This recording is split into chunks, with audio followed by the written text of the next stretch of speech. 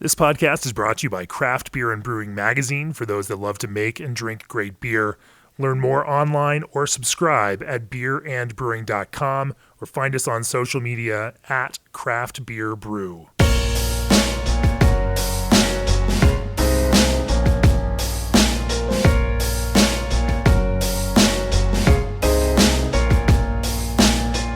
Welcome to the Craft Beer and Brewing Podcast. I'm your host, Jamie Bogner, co-founder and editor of Craft Beer and Brewing Magazine.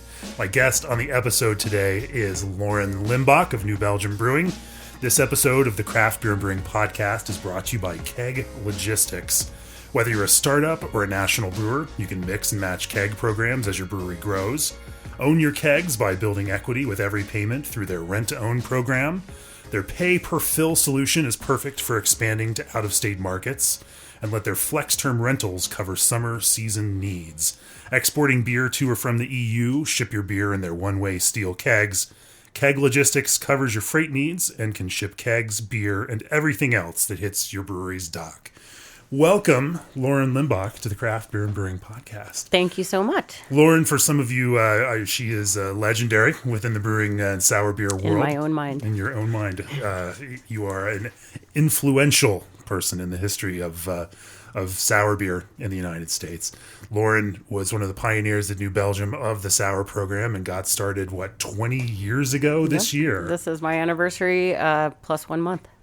So tell me about those early days. New Belgium, in the late 90s, craft beer was a different thing than it is right now. And certainly the concept of making sour beer sour beer is an incredibly marginal thing. People just wasn't a lot of consumer demand for it. It had to be a crazy leap to say, hey, here we are making a bunch of fat tire. Let's also just get some barrels and make sour beer. Yeah, I think not only sour beer, but more of the specialty kind of the out there ingredients kind of beer. All those things were definitely not happening, and we actually named. You can kind of tell the names of our first sour beer, and then our specialty series, said a lot about the time. La Folie, a foolish financial endeavor, and the Lips of Faith was like the leap of faith that they just. I know this sounds crazy, buy it and you'll be happy kind of thing, and both of those things are just so not apt at all anymore, and entire breweries are solely set around specialty, kind of more of the wild, spontaneous sour, mixed culture, crazy ingredients, grew it only breweries. And so I think that's when I started in 1998, January 1998, our barrel program was literally about to happen the next month. So this is our 20th anniversary as well for our barrel program. We started with the 9 barrels in February of 1998, and that started the grand experiment. It wasn't supposed to be lucrative. It was supposed to be educational and entertaining for us. As we did this, we did a lot of tastings. We did a lot of talking at the end of Thursdays, and that's kind of how the barrel program started, was more of an education into what this thing is, like having barrels and putting bacteria and wild yeast and what happens, and the blending portion of it, and understanding how to kind of grow your own culture that ends up being almost a fingerprint of your brewery. So there weren't a lot of people to learn from at that time. You guys didn't have a lot of resources. You just kind of made it up as you went along. Well, I mean, we had the resource. We had Peter, so he brought all that to us. But in his way of doing most things, never was heavy-handed about it. It wasn't. He was not like a dictator of learning, and you could only make sour beer one way. And at the time, we could have believed that. We could have said, this is how you do it, and instead it was just like everything so far that's happened at New Belgium. It's so completely organic, just never forced, always just kind of felt like it was just the next thing to do. The next step just always came after the one before, and the next one, and the next one, and then that was the creative nurturing that definitely made New Belgium and all the people and all the beers just become the thing that it is. how did you get selected to be a part of this, pioneering sour beer program? Not that you at the time knew that it was going to be Right. some giant pioneering thing. Selection is it was just really open to all of the people that wanted to do a little bit of extra work on the Thursdays. We would assemble some samples. We had some forms and pencils and paper, pens and paper, and we would just kind of walk through our 9, and then it turned into 7 barrels. And I think that at the time, I was very interested in starting the sensory program at New Belgium, and I started studying a lot about sensory science. Ended up taking classes through UC Davis, and that just became, again, organic, natural, that I would begin kind of gathering the data, and then in the times that we weren't tasting as a group, I would taste just on my own, write it down, because I was definitely beginning to expand and develop my lexicons and sensory beer language. So that seemed just elementary. And then I look back at it now, and it was just amazing luck. Well, some of the best things in brewing really are. Now, when you talk about your lexicon, that has become one of the more interesting and I think significant things in the world of craft beer. When I first met you a number of years ago back in the wood cellar, we looked at your blending notebook, and over 2 decades, you developed quite a language about describing sour beer. There wasn't, when we think about blending beer, you work through a process that goes from palate and taste buds, but into your brain, where you tend to have to put words to things in order to describe them in a way, and then that kind of informs some of the way that you select beer and then blend beer. But that language didn't necessarily exist when you started to do this, and so some of that language that you developed from those early days is now used industry-wide to describe some of this stuff. Tell me a little bit about that. Well, I think that there's definitely 2 sides of my sensory self. There was definitely when I was leading panels and leading trainings, I was very, very objective, definitely learning, which ester, differences between esters and organic acids and that. But when I was tasting on my own in the wood cellar, both, I just needed to be very directional. And so I just needed to know at the end of the day, I'd write I started writing all the notes down, just being very, very loquacious. And then I was just sitting down with Eric one day, and I would write down, stuff about what we're blending, when we're doing it, how much. And he just looked at my notebook and he was like, this is not telling me anything. This is just a bunch of, you're just describing the beer. What do you want me to do with it? So that was a real epiphanal moment that I needed to not just describe the beer, but make sure that we understood where it was in the process. So the difference between a beer and is it doing well? Is it in the place? Is it true to brand for that moment in time or is it doing the expected thing? And if so, when do we need to, should we wait on it? Is it doing great and we just need to wait? Is it time to be it can blend out. It's something interesting in it that's unique. Or is it the time that we need to take it out and turn it into beer, refill it?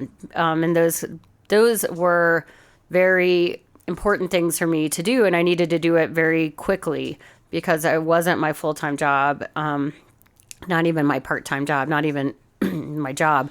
So I would come in on weekends or after work and taste the barrels, and I just got really quick about it. And so I would write write certain things, and then it just became like smiley face, frowny face, heart, flower. I would just, tropical forest, or I'd say SPD means sick phase diacetyl, and I would just be able to get to the next thing. And then I could just look at this large list of barrels and just within seconds know exactly if something needed to happen and what that was, and be able to then take that and write it to Eric, take 53, 94, and, 10. They need to move. Let's dump number 3, blah, blah, so that was the important part, was to be able to make it directional and actionable.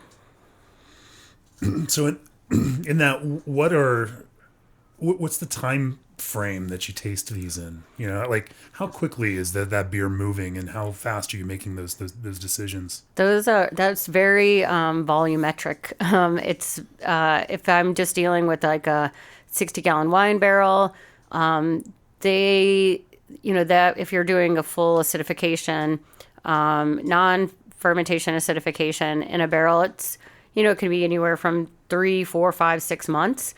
And you can get away with not tasting for a couple months, can just little check-ins. But those barrels move real fast. Once the food starts becoming less and less and less, and the bugs becoming itchier to try to looking for that food, you really need to be very on it. And there is a moment in time where that barrel is perfect. And that moment is very small when it's a small barrel, and it is leisurely long when it's a 220 hectoliter foeder. You have like a couple, 3 months sometimes to be able to make a decision. So that when I see, I always tease Andy at Avery, because he just has, thousands of barrels, and I was just like, what are you doing to yourself, man? And I have the same amount of, I can taste one foeder, and he's tasting hundreds of barrels, and each one of them just wants to turn on him at any second. And so, and I just I'm looking at my barrel, and barrel's looking at me, and I'm like, are you okay? He's like, I'm cool. But I think that's the thing, is you just need to know those tells. And so there's little tiny tells, that will say what stage that they're in. And the biggest tell is when it's something sour, it's hungry, there's no more food. And that's when you got to move. Yeah. So the sour program at New Belgium, from over this 20 years, has gone from 9 wine barrels to 65 gigantic foeders, usually around 200 hectoliters apiece. So they go from 25 to 60, 100, 130, 200. They're all over the place. So that's quite a ramp up. Probably one of the bigger, if not the biggest. Not that the ist matters to anyone other than best. And I think that was that just like everything else. It was like this step by step. There were 7, then there were 20, then there were 90 small barrels, and then there were 4 foeders and less small barrels, and that was a fun time to be. I was like, oh, this is so much easier. I love this. And then you were like waiting for paint to dry. Then you're like, oh, when is this thing gonna do anything? And then we had 10 foeders, and we had 16. Then we had one day we had 32, and then the next, a couple of years later we had 65. I mean, it went from 32 to 65. That was the big ramp up. That I lost a lot of years. Definitely turned a lot grayer in between that time, trying to figure out how you go from 4,000 hectoliters in barrels to 8,000 hectoliters in barrels, and then what to do with all that.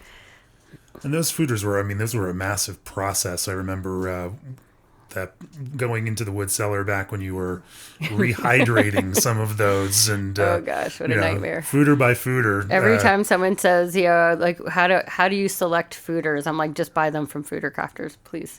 Just don't be. There's no reason if you don't have to become a repair and maintenance type of cooper. Like, just don't. It's so much easier, and you can focus on the beer and not the barrel. That's a really, really luxurious and romantic thing. Yeah.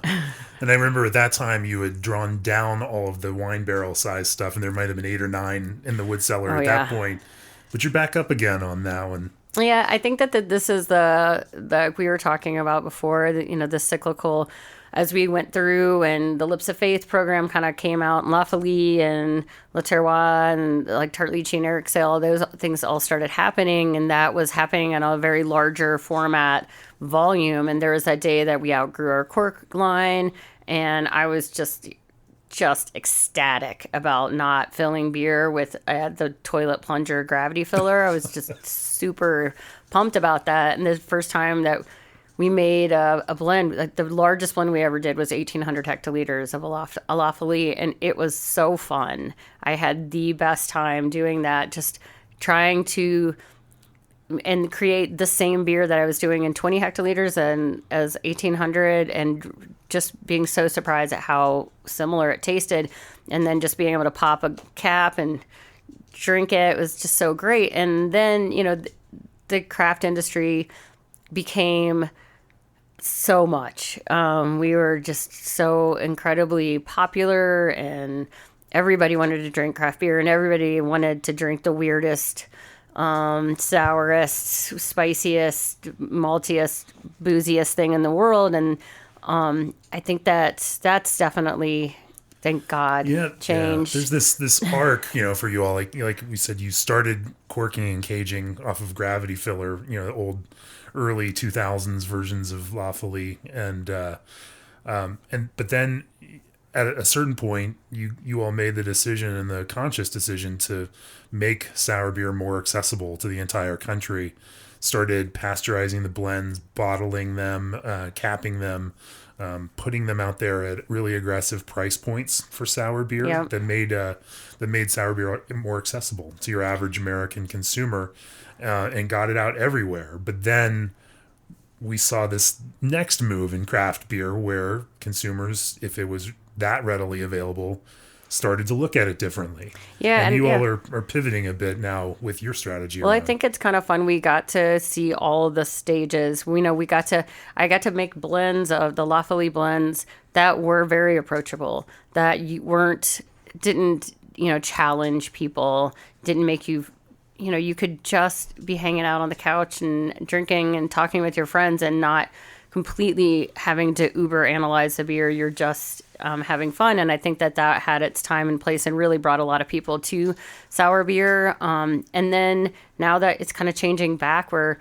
people really want things that are very unique and small batch. And right at that time, I stopped doing the specialty brand management. And so that dogma of mine went away forcibly, because somebody else is making the decisions, and a cork line came back in, and that wasn't my decision to do that, but it challenged me all over again, because the making oud bruins, there is a lot of safety, is a big safety net in pasteurization, and being able to just kind of blend whatever you want, not sloppily, but definitely not having to be perfect, understanding the exact beer that needs to go into a bottle to be primed and bottle conditioned, and then to be able to make really weird beers and have any idea how that's going to happen. And 12 months later, and then 4 months later after bottle conditioning, that's a really, it's like you almost have to be like a soothsayer to understand what's going to happen. That's an interesting point. So, if when you bottle condition, you've got, living organisms in there that can continue to work on whatever you've put in that beer. And unless you really know what those are going to do, anything could happen. And we've certainly seen that in the world of sour beer. Bottles that don't carb, bottles that get out there and explode. Not from New Belgium. Ask Chris Black about his 10th anniversary beer. Uh-oh. And so then, some of those creative decisions may get driven by pragmatic, process-based concerns that you didn't have to face when you get to pasteurize it. Mm-hmm. And I definitely think there's still a time and place for that. Like, we are creating sour saison is like that thing that I'm so happy, like, as all those things are kind of going away, going back to the cork and cage, sour saison came, and which is a 20% sour golden, the Felix and the saison, and we were still doing like the imperial stout, sour stouts and things like that.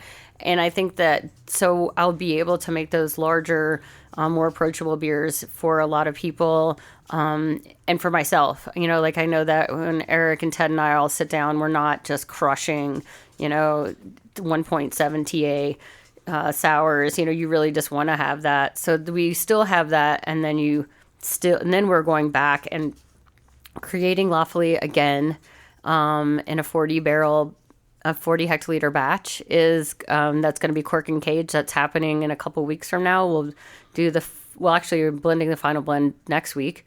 And then we will prime it and go into cork and cage for the first time since 2009. Corked and caged lawfully. Cork and cage lawfully, cork and cage transatlantic for the first time, actually.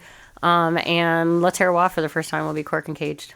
Well, that's Whole hops. I mean, we're just doing, it's just the whole thing is completely changing again. And sometimes I feel like the Titanic trying to turn and just being so antiquated and just so like not ready for it. And I'm just like, I'm going to hit an iceberg. But it's been also really challenging, and I'm just as excited as anybody else to taste it for the first time. So will there be a pasteurized edition of lawfully then also, or is we will make these bigger blends to go into kegs. Oh, okay. And that will go into the system and just, need to be tapped. And, I'd love to think that every keg is being handled lovingly and it'll never get warm. And, but that's not going to happen. So just for the sheer practicality of that, those will still go through that process, but those will be like 110 hectoliter batches, which they used to be so much bigger. So we're definitely you were just stepping saying back. 1,800 hectoliters, now down to 40 hectoliter batch of corked and caged lawfully. I feel like the tycoon of sour beer. You're going to make it so rare again, Lauren. Oh, yeah, I know, but not too rare. I just don't. Like that's the thing that I have so much trepidation about trying to make it exclusive or unapproachable, or just there's some barrier in between you and the beer. That's just such a it's scary for me to think that can possibly happen. Culturally, I think that's an interesting question, because beer fans and those that are seeking out this beer, and the thing that drives a lot of people toward craft beer is an excitement about something new, and wanting to try new things and try different things. And so, that mentality that drives people to drink craft beer at all is one, that pushes that concept of new, the reason we like craft beer is because we enjoy new experiences and challenging ourselves. And so that's one part of it. But in that from a business standpoint, it becomes hard to provide that new experience while also doing things in a consistent way that the overall business needs, so they can plan, organize, sell, and all the other apparatus can do their thing. Well, I think that the great thing about that is as much as that is the drive for the craft beer drinker, it's the drive for the brewer as well too. We are constantly every single thing reminds me when anything that I'm trying new or different. If it's a new flavor, it's a new smell, it's a new sometimes just a color. I'm just like I want to make a beer. Everything drives me to try to experiment and make something new.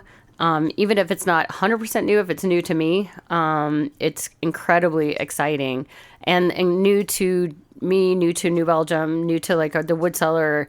If Ted, Eric, and I and the wood guys are all experimenting something new, it's going to taste different than anybody else, because that's the fun part about the long acidification or fermentation in your own wood cellar with your own bugs. No matter if you make a blueberry sour, 12 people can make it. It's not going to taste anything like the other one.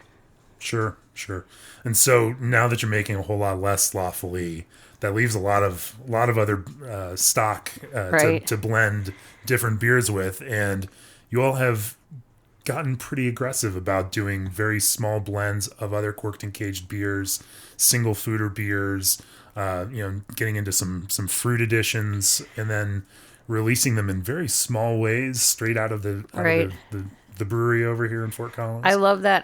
There's the experimentation part, and if you're gonna go as far out of the box as you possibly can, you're gonna need a little bit of safety net. And I believe that doing the small batches and having no market release dates or expectations, pressure, really makes you so much more expressive. So having those, we do 10 hectoliter batches. And we just had one that came out at the Lost in the Woods. We did the Chinese 5 spice. That was really fun. It was 7 spices, and it was just a lot of information. And then we did. So 10 hectoliters. This is 8.5 beer barrels. Yes. I mean, this is something that most breweries might brew on a pilot system, something that size. Well, and I guess that's the biggest challenge for me is, I'm like, okay, I have 130 hectoliter beer and I'm making a 10 hectoliter batch. What do you do with the rest of it? So I'm getting really good at figuring just the Tetris of having so much beer and trying to, how to utilize it in small amounts and keeping the fooders in a really great place, because I used to take small amounts of beer out of the fooders and then refill them. And right at this time, the only non-organic or very hard thing is right when I made the very conscious decision and we started experimenting, like every single time we absolutely take the fooder completely down, and we drain off the top and the bottom. We only kind of take the heart of the fooder, and we don't want the pellicle or any of the sludge on the bottom. We drain it. We might rinse, we might not, depending on how old that fooder is. And then you have all that liquid. And if I only need 10 hectoliters or 40 hectoliters of it, trying to figure out. So we do a lot of filling of Leopold Brothers whiskey barrels. I just want to take this second to congratulate Todd for being a James Beard Award winner. Jay Goodwin. Nominee? Oh, yes. Don't worry. This is foreshadowing. Okay. Sorry. Dang it. Nominee. And yeah, of course, it would be bittersweet if he won, because there are other friends of yours that are also on that nominee list. I mean, I think that's so true. And I think that when you were saying that Jester King and Yeppe is also on the list. Yeah. That would, so any of that would be such a wonderful and very, very much appreciated. And I just, I personally deal with Todd Leopold so much that I don't think that I've ever met a person in any industry that cares so much about every single second of every single aspect of what they do. And I think that if that's just like that, I appreciate that. And I know so many people do. I think it'd be great for the world to see. But like being able to have that access to his barrels, and that freshness, so we can split a fooder, put some down in barrels, make a little tiny batch, make another, a single fooder and all these. So it's been really, really fun. And I know that like right now, if you ask, Eric Salazar, yes, Ted Peterson, you ask all the guys in the wood cellar, like, is it fun? Like right now, they're more like, let me answer that again in June, because we are just moving never before. We are just crushing it in there. You've been able to do some fun and weird projects like the Gesche coffee. Tell me a little bit about this one. That was quite a process. That was we decided to do Lawfully Grand Reserve. So once a year we'll come out with a different expression of Lawfully, of just like this blended dark sour beer. And the first one, I was more like a challenge. So we've been making something called Oscar Worthy Coffee for quite some time now, and that has been keg only. So we just basically, and there's been so many iterations of that dark sour, with coffee beans, and then we were only kegging it, and there was this unbelievable like epiphanal aha moment of like, I wish, it's so sad to look at just flabby glasses of sour beer. There's no foam. It just looks real pathetic. And you just really want that to have, even though it's almost nearly impossible, you have sour beer, you have coffee, essential oils in there. It's not going to happen. And that moment where we nitrogenated, is that a word? It is a word. It is now.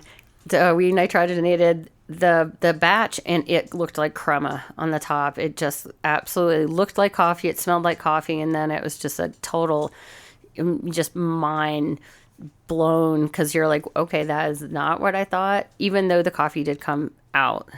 But then there was the challenge to not only cork and do a bottling of it, so we don't have a way to do that. And then and then not only that, but to use this Esmeralda, the Hacienda de Esmeralda Panamanian geisha bean that is the most expensive. $500 a pound. It was $601 that went on auction. We didn't pay exactly that, but it was just. How do you convince the accountants to pressure spend on top that? of pressure? Oh, luckily I didn't. It wasn't my grand. Like it was there. Somebody else basically got that one through, Andrew Emberton and the crew of the specialty brand guys. It still was just a hilarious invoice to give somebody. Yeah. Especially when you saw the amount in the How many the dollars. pounds did you have to use? We ended up using 180 pounds. 180 pounds. Oh my Yeah, God. and even better when we composted the beans because we just did a whole bean extraction for a couple days and then the rest was gone. A couple of people tried to make coffee with it and it's terrible. But that, so you had one shot and we did a lot of modifications on our little cork and cage line that could. And we ended up getting like a nitro drip. That basically held the nitrogen in the headspace. But then we just pushed as much nitrogen as we possibly could into this tank and then pushed some more and pushed some more. And then we did these funny little cool on the way to the cork line because it's way too far away from our tank because nothing's perfect. We did like ice baths inside of open kegs just to try to keep the nitrogen in. And the whole thing was just, I was just biting your fingernails the entire way from the time that it was in the tank. And we just did all these fun things. We worked with Troubadour Malting here in Fort Collins we called it the smuggler beer, where we're actually like making this really foam stable base beer in order to we talked about, we were like smuggling the coffee oils into, or like, don't tell the beer that there's like, this is just straight oil we're putting in there. And the process being with the bean cycle roasters, I mean, that was pressure on them. We were like, here's all of our money in green beans. Don't, good luck, and Chaz and Leslie over there, they just rose to that occasion and just absolutely made the most amazing coffee. The malt was fantastic. The smuggler beer was fantastic. And everybody just I don't think I've seen a beer because everything said that there's no way that this was going to work. I mean, there was so many ways we could screw it up. And when we all got together, everybody was kind of involved and we popped the bottle and the cork went to the ceiling. And that was it just, and then we poured it and it cascaded and we were like, all right. I wish I could have just have retired at that second, gone out. But instead, that same day, somebody was like, oh, the next beer that went through is complete failure. And I was like, just one day. They were like, is this beer supposed to have these giant globs? And, and I'm like, nope, that's great. So there was this wonderful, but it was also so poignant. Like, you can't rest. You can't just have that time because then you just get, you get lazy and arrogant and you just think that you're that cool. And the beer is like, no, you're not. That seems like for a brewery the scale of New Belgium, an immense amount of work to spend on, a one-off release. You are not the first person that has said that. Yeah. I would think I heard, mostly people, they're like, why are we doing this again? I'm like, because we bought the beans. Yeah. And we are doing it. There's no turning back now. Yeah. But I guess it does, it speaks to what you were talking about before, challenging yourselves and finding new places to go. We realized there's so many fun things about that beer that we learned that we're now applying to all the other things. So, maybe not needing all the challenges in one beer, but on the other hand, the next three things we did, we absolutely applied all those things. And now we have a nitro drip. So now our oxygen level in the bottle is so much lower. So our yeast is so much happier. So our oxygen and our shelf life is so much better. And so every beer after that is going to greatly be the product, the quality is so much better just because of that one beer. Well, that sounds like how you justified it to. Yes, you were in that meeting. Earlier, you mentioned that you used to kind of use the Cellar method and top up your foeders after you pulled some sour beer, and now you completely drain them out. Why that change in process? I just had, I was asking one of our chemists, Dana Steen, I said, you know, it just occurs to me that if I was right in the middle of fermenting a beer, I wouldn't just take part of it out of the fermenter and then add more wort and then just be like, hey, I'll be back in 13 more days, and I might do that again. It just seemed like it might be a crazily disruptive to it. And, that is not so much, it's not wildly, it can bounce back, but there's just not so much predictability. So when I was looking to be able to forecast all those, and when I have 65 foeders, it's one thing to be like, have like 10, 15 small barrels, and you're like, who knows how long this is going to take. But sooner or later, I had that responsibility to forecast, to be able to talk about how much raw material I'm going to need in a year, how much beer is going to come out of the barrels, what beers we're going to make, what size quantities. And, so I really started taking that part serious for the brewery's sake. And it just, when you're taking 20 hectoliters out, putting some in, it just really disrupts the entire process. So you don't have that repeatability. And you also might if you just crazy things happen, all of a sudden the foeder's not happy, and then you have to kind of wait a little bit more, and you don't really know exactly what's going to happen depending on how much you take out or put back in. And so that first time that I completely emptied a foeder, like, we were all standing around, and a couple of people were like, it's not going to have much on the bottom. Like, I was like, I feel like there's a lot of sludge down there. If you think about all the things living and dying in there, all the things, all the production, all the living, all the dying, like, there must be just an absolute, just huge layer of dead mass at the bottom. And so, sure, and that is good for the Brettanomyces at some level, but the first time we emptied one of the foeders, it was an older one, and there was like almost to my elbow the amount of dead yeast, dead bacteria, just this matter on the bottom, and it smelled like pretty goaty. It was really pretty intense, and so we just rinsed that entire thing out. And I had been trying to describe this attribute that I wasn't liking anymore in the barrels, and I actually went. Stacy Williams up in our lab is our gas chromatograph, the GCO, the olfactory expert up there, and we sniffed. Sat there and sniffed some barrels and tried to identify that moment and tried to identify what the thing is, because I'm describing it in one way, dog food, and all these different weird, like, sweaty kind of things. And there were so many caprylic notes, capric and caprylic notes in that beer at the very long end of the tail of that process, that it just started really speaking to, maybe I should clean this thing out. Yeah. And that next barrel, the time that we refilled, it was such a bright, beautiful, and everybody was really scared. Oh, we're going to dump all the culture. We're not going to we're going to get rid of it. We need to re-inoculate the barrel. But I was like, let's just let it fly. This barrel's been here for so long. It's got to be ingrained in the wood. Rinsed it completely out with deaerated water for a very long time. And then just refilled it with filtered fermented beer, and within 2 weeks it was just like taken off, and it's so bright, it's so beautiful. I won't rinse every single time. I want there to be a little bit of those fun things for the Bretta to munch on the bottom, but it just was a moment where I was like, oh, now I can start the clock at zero again and know exactly that in 12 months from now I should expect to be able to empty this again.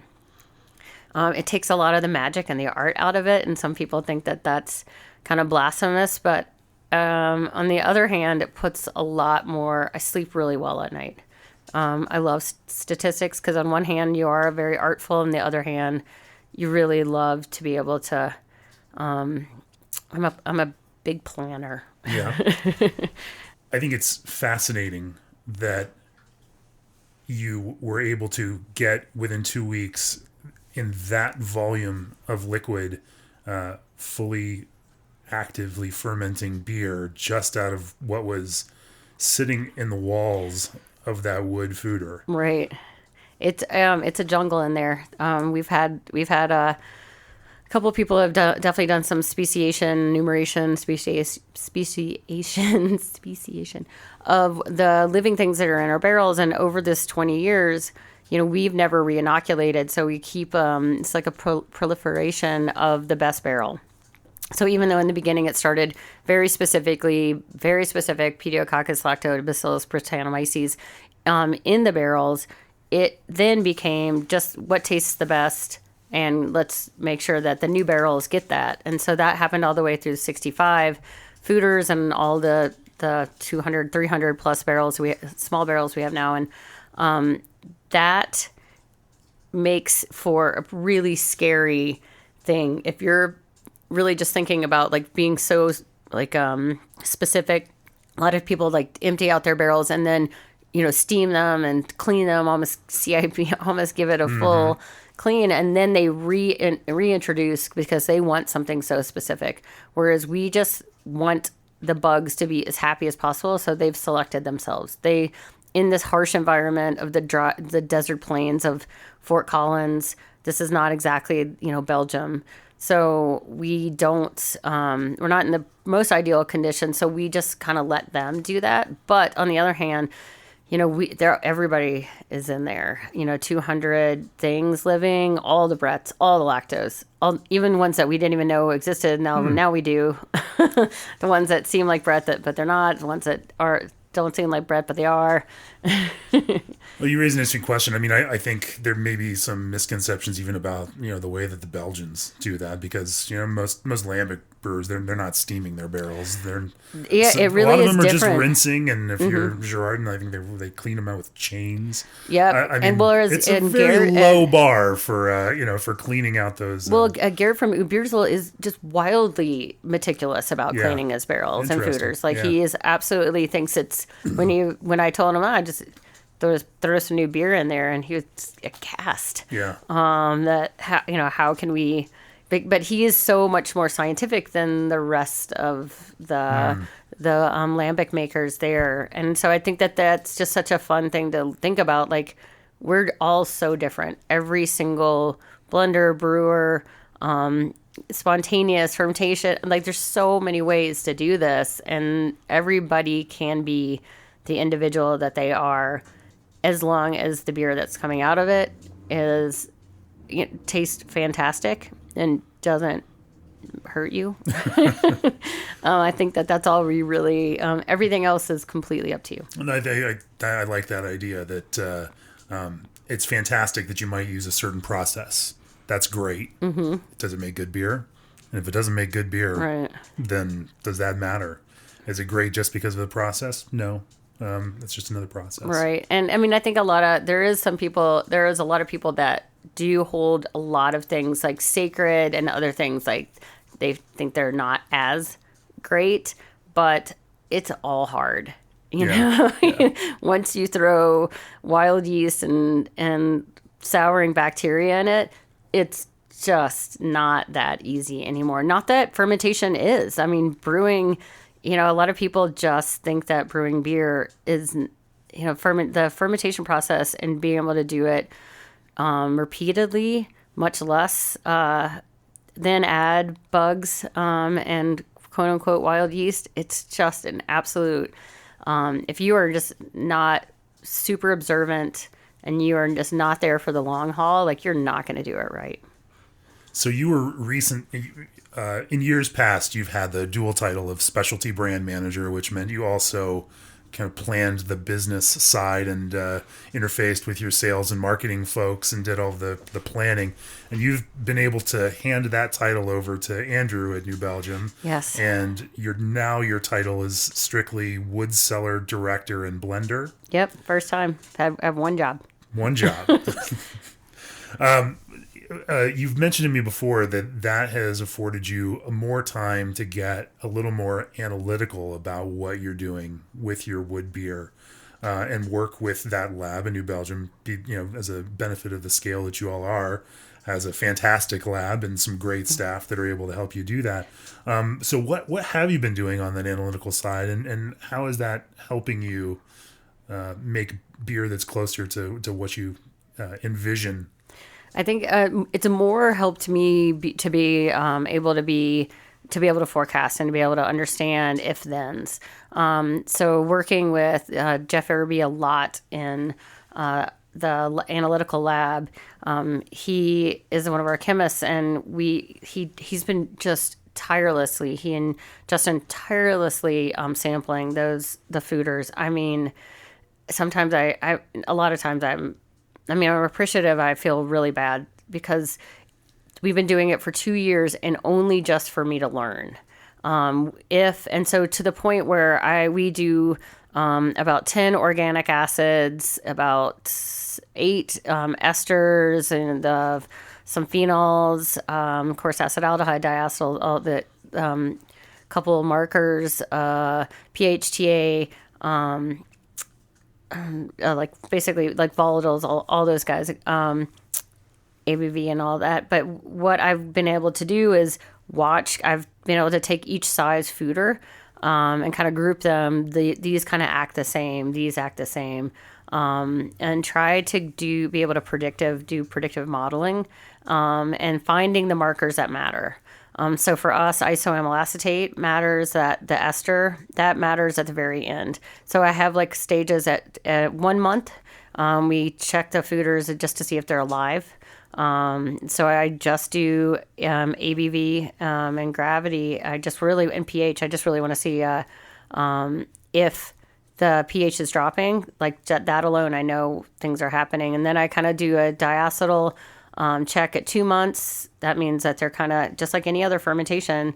It definitely tells you a lot. And at 5 to 6 months, and almost every single size foeder, no matter what size, most of the organic acids have been produced.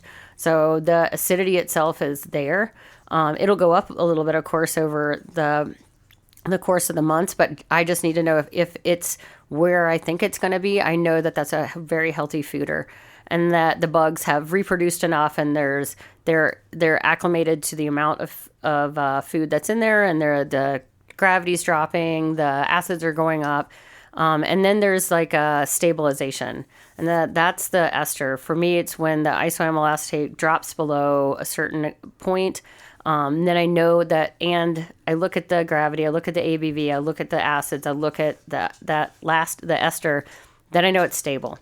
And then I know that not only is it sour, but it's perceivably sour because all those esters and, whatever left of the sugars are in there, they're actually masking a lot of the sour notes. And so it still tastes like beery, as we call it, the technical word of beery. And when that kind of drops out, there's much more brightness and focused sour notes to it. And you know that you need to move it because the food is now not there.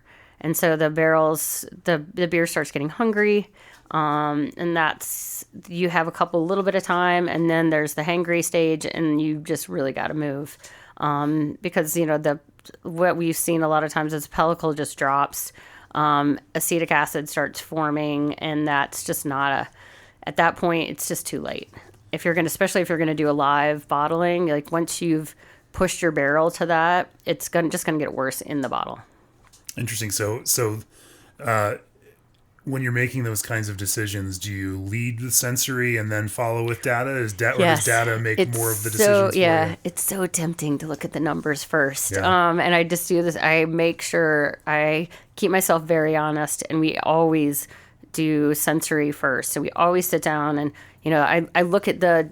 I look at the foeders. I'm like, okay, we're going to taste these 5 today because they're at this point. Let's taste them. And I usually don't even tell, Ted or Eric, whoever's tasting with me, I don't tell them anything about the foeders. So they even are less biased than I am. And we write notes, and then I lay over, without anybody else, I lay over the analytical. And I've actually made I'm like a wild fan of decision trees. So I like making decision trees for everything. So I have like, is the foeder ready? And I have one for Oscar, one for Felix, and then the two different base beers and just different size foeders. It kind of goes from there. And it checks things. It has sensory checks, time checks, and analytical checks. And then it will basically just take you through. If you just answer all the questions, it will tell you whether or not the foeder's ready. And that somebody was just like, you've totally killed it. You like, that's not even close to being fun. And I was like, yes, it is. It's wildly fun for me. But yeah, I get there's no magic in it, but the sensory part is, but it can't be all sensory, because then you could be making the wrong decisions. That sounds like a bit of humility there, but I imagine there still is something to honing your palate and being able to make sure that you can taste some of these things and accurately describe where those are in that process. Right, and we've actually brought in our sensory panel. Like, we do a lot more tasting in groups. I don't do blending and I don't do final, but we do. I wanted to bring a lot more people into that process, because, as I age, as you get older, your palate definitely isn't as great as it used to be. And the last thing I want to do is like be that blender that doesn't know, when they're like, shh, don't tell her, but that's not good at that anymore. Yeah. So it's a check. It's a double check. I always taste with, I'll do my own tastings, but if I'm going to do a blend, I always have, like Ted and or Eric, like a lot of times the group, and then we taste every week at our wood cellar meetings. I really want them to double check me. I really want them to be part of the process, and then sensory is kind of like our last check. That's so you've also are building a legacy for that program. Yeah, and can't live forever. Passing that down to future generations. But it sounds like you've trained quite a few people at New Belgium in those dark arts of. Well, I think that just like everything at New Belgium, like you find it fun and interesting, and then you move on. So sensory was like that. I loved it, but I hired really wonderful people, and you move on. And the same thing with specialty brand management or educational programs that I've written. There's people running those things now. Road Brew or Beer Mentor and Beer Confidence, and other people are running those programs. And then the last thing, especially brands, somebody's running that, doing so much better than I ever did. That one, I'm like, yeah, that one, I didn't hand it off. I just needed to stop that one. But the same thing with this, like Ted is going to be, Eric easily can do this. But Ted is the next person that will do this. Ted Peterson is hopefully, one day we'll be able to, when I kind of leave that process, and we're doing it now a little bit at a time. That's an interesting one to talk about, because I think that that process of building succession into any business, brewing or otherwise, can be a challenging one, and that's something that New Belgium is even facing right now as longtime brewmaster Peter Bruchart kind of moves into his own business. And outside of the brewery, and separating and to do something else. But it seems like as an institution, you've got a strong bench, and you've been able to build up that next generation of folks to step into those roles. Yeah, that part has been so well and overstated, because you have to hear it. It's not easy to hear. You need to have a succession plan, because it's very dangerous to some people. They're like, well, I'm never leaving, or if I do this, then somebody is going to usurp me, and I will be no longer needed here. And that's absolutely not true. And it's your utter responsibility to make sure that you have several people that understand exactly what you do all the time. And that's hard in this job. And I have to try to explain the most ridiculously complex, convoluted things. And, you just see people glaze over, and they're like, why is everything so hard that you do? I'm like, I don't know. I just like complexity. I like the concept. I like the challenge. But if you don't do that, and Kim Jordan stated it, and she did it herself, and she is, it's one thing to say it, it's another thing to do it. And she definitely said, if you don't have a succession plan, if you're not mentoring somebody, if you're not passing along your knowledge, you're doing New Belgium a disservice. That is but it's a hard thing. I mean, you have to have a culture within the business that doesn't allow for that kind of over competitive usurping, or that can sustain that and trust that as you train people, there's going to be a place for them in the business. And there's the other challenges you face in brewing is as you train these talented people. A certain percentage of them are going to want to go do their own thing with that knowledge. Yeah, I would say that's the scarier part is, or that's just the more, not disappointing. It's just like, there's been a lot of that. Of course, as the industry grew and you just put a lot of time and effort and energy and love and money into people, and then they're like, see ya.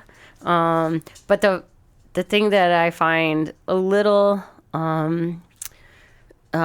fun and maybe funny about it is like a lot of times they come back. Yeah. It's a dangerous, cruel world out there. And they're like, then you're like, come back. And, New Belgium is very great about being open-armed about it. That's an interesting point. Those days of we can go start our own brewery and it's going to be successful have rapidly waned over the past 18 months. That, you're going to be treated so much better, make a bazillion more dollars, and then you're like, oh yeah, that's right.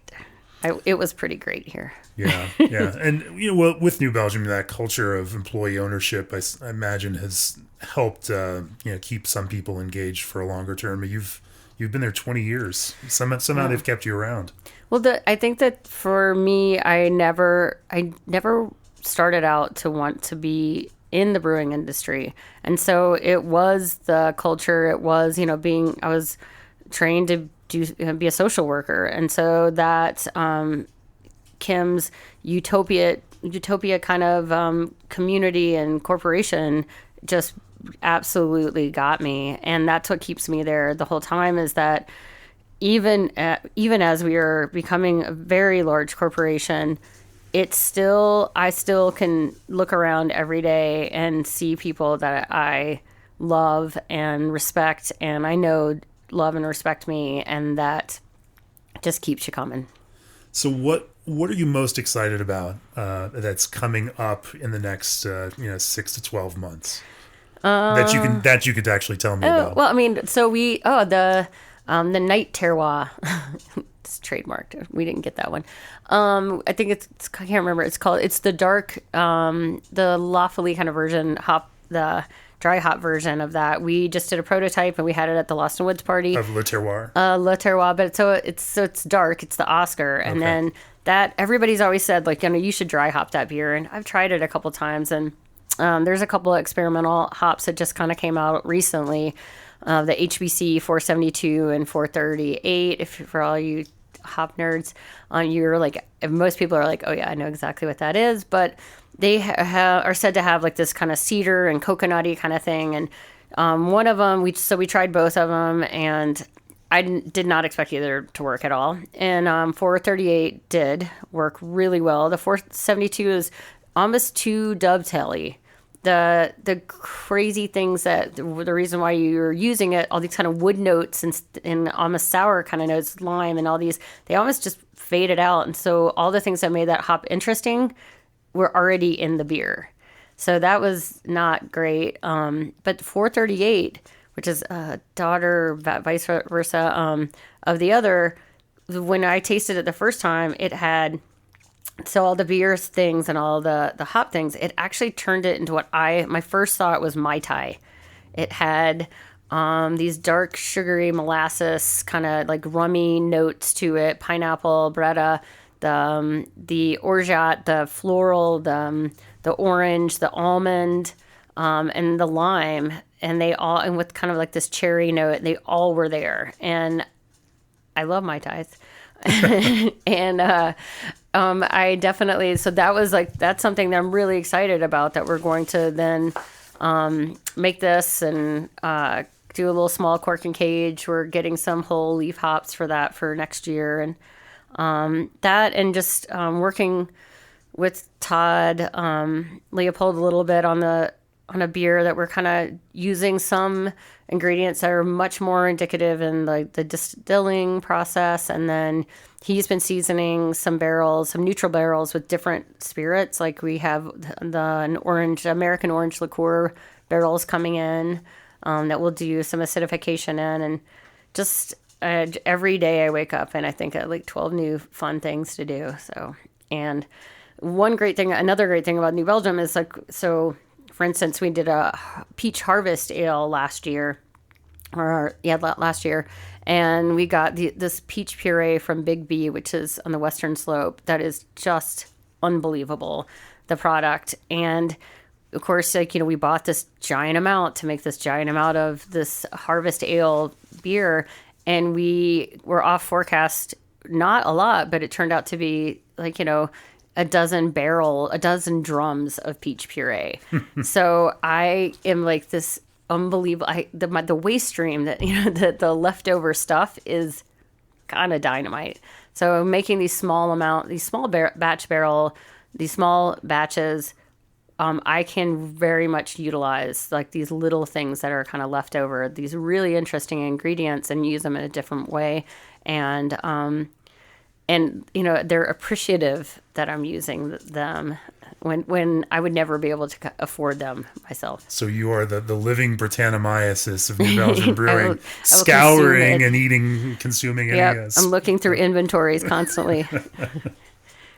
Well, that's a fun way to think about it. Well, Lauren, thank you so much. We've made it through this entire podcast without cracking open a beer.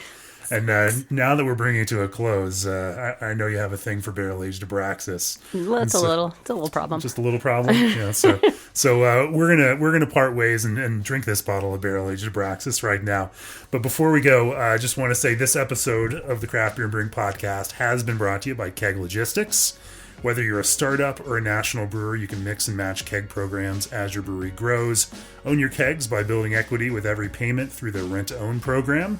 Their pay-per-fill solution is perfect for expanding to out-of-state markets. Let their flex-term rentals cover summer season needs. Exporting beer to or from the EU, ship your beer in their one-way steel kegs. Keg Logistics covers your freight needs and can ship kegs, beer, and everything else that hits your brewery's dock. If you want to learn more about New Belgium's wood program, Lauren, what's it, newbelgium.com? Yep. Same as it ever was, newbelgium.com for all your beer needs. Fantastic. And if you've enjoyed this podcast, we would encourage you to subscribe on your favorite podcast platform, Apple, iTunes, and many others. And if you want to follow our magazine, beerandbrewing.com is the place. Subscribe to the print issue because print is not dead, and it's the most fantastic and wonderful way to consume our content. Lauren, thank you so much for joining us here in the Craft Beer and Brewing office today for the podcast. It is an honor. Thank you very much. Thank you.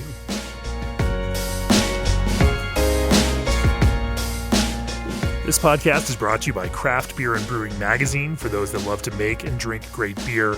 Learn more online or subscribe at beerandbrewing.com or find us on social media at Craft Beer Brew.